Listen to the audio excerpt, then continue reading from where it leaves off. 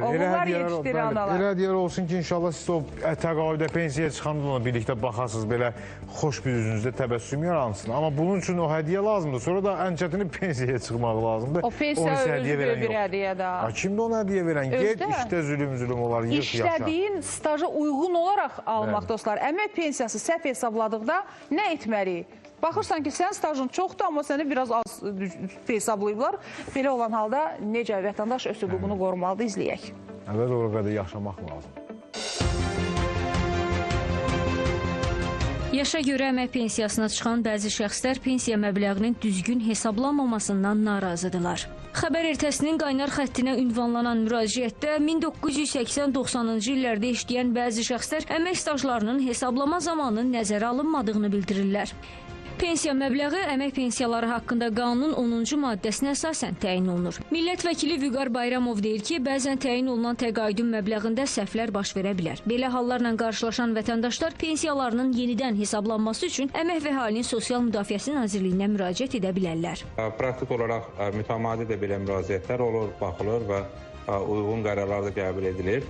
Amma nəzərə almaq lazımdır ki, 80-90 və ya 2006-cı ildən əvvəlki illərdə çalışan vətəndaşlarımızın pensiya məbləği, onların həmin dövrdə aldığı əmək haqqı məbləğinə deyil, onların 2006-cı ildən sonra topladıqları pensiya kapitalı və 2006-cı ilədək iş stajları üçün hər ilə hesablanmış əmsal, yəni konkret məbləğ nəzərə alınmaqla müəyyənləşir.